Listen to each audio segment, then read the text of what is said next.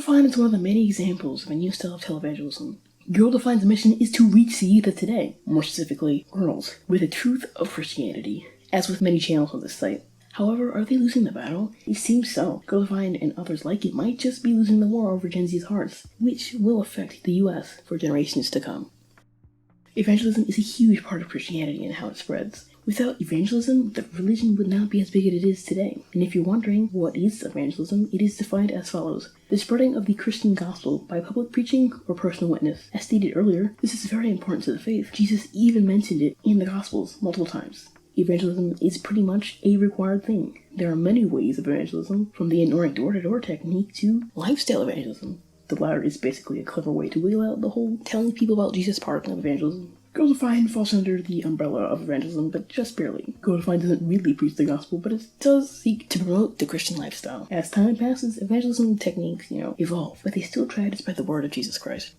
The most visible form of evangelism today is televangelism. And if the image that was immediately brought up involved a bunch of rich old white people claiming that God wants them to have a private jet, I don't really blame you. You can't manage that today. Right. This dope-filled world. Right. And get in a long tube with a bunch of demons. Right. That's exactly the And truth. it's deadly. And it works on your heart. It really does. So anyway, I wanted to make that clear so the devil can't lie to you and say, see there, them preachers spending all that money, just fat cats riding around. No, we're not. However, televangelism is actually defined as using media as a way to spread the gospel. Girl Define definitely falls under that. Televangelism first started in radio in the 1920s. The use of television started happening after World War II. After a change in regulation by the Federal Communications Commission regarding religious broadcasting, it boomed in the 70s and 80s. These televangelists had a huge audience. Each of these televangelists were watched by 85% of the population. Crazy, right? The reign of these televangelists, crumbled after there was a huge scandal involving, sexual misdeeds. Televangelism is still a big thing, just not as visible as it was in the 70s and 80s. With the rise in popularity of consuming online content, it seems like the new methods of televangelism will involve social media, specifically YouTube. Televangelism is ever evolving, and Girl Define seems to be right at the forefront. Girl Define's website, specifically states its mission is sharing God's message for womanhood and love. In short, just influencing young women for Christ. Whether it involves, relationships or how many inches can your dress be above your knee. Hint, 0. Okay, that is a massive oversimplification of the biblical concept of modesty, but you get my point. The beliefs that these girls hold are ones that the average fundamentalists have. Nothing special, except that they're mysteriously silent on the topic of the Holy Spirit. I guess that they want to keep this as non-denominational as possible. Lord knows how Christians are about denominations. If you've been on YouTube for the last year, you've certainly heard about their, let's just say, unconventional beliefs for Gen Z. Like how kissing is for marriage, videos from Whitaker, and his racially ambiguous knight, Noah Miller, as well as Strange Eon, has put the YouTube community's eyes on this. Being made fun of online doesn't really help them in their quest for Gen Z girls' minds, does it? But whatever.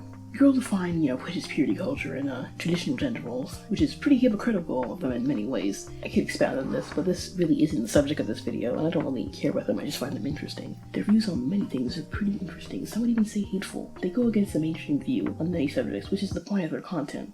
They say it's to show God's views on things, not what the world thinks.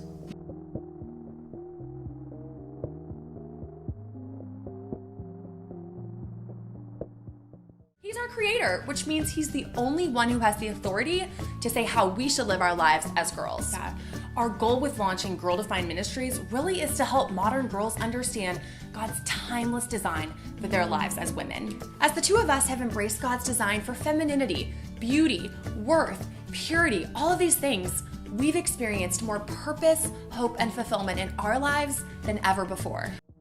A major theme, it seems, in Girl Define videos is going against the world's ideas of femininity, motherhood, and love. The world in Christianity has a negative connotation. It means anything that is not of God, which can include ideas. Ideas such as feminism, including the second wave part of it, not the crazy ones. Ideas of the world can also include legalized abortion, gay rights, so scary, contraception, apparently, working mothers, and many others. The clash between these fundamentalist views and mainstream can be verbalized using the term culture war, which is defined as a conflict between ideas and philosophies. This term has been in the news more often, and probably because of the recent political trends. Yet another wonderful thing Trump has done for America. Mostly because lately America has become extremely polarized politically.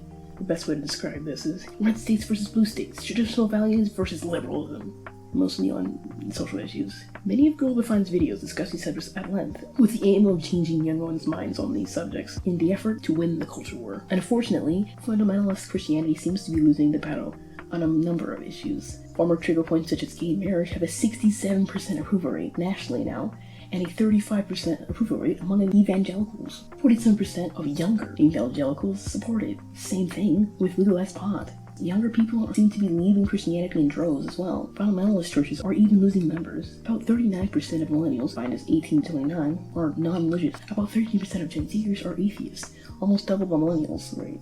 And Gen Zers are still pretty young. Spreading the good word on YouTube is a good idea, since, YouTube is one of the primary ways Gen Zers are entertained. But it doesn't seem to be working looking at the comment section. And, the views are up. Things change though. Fundamentalist Christianity might be starting to lose the culture war.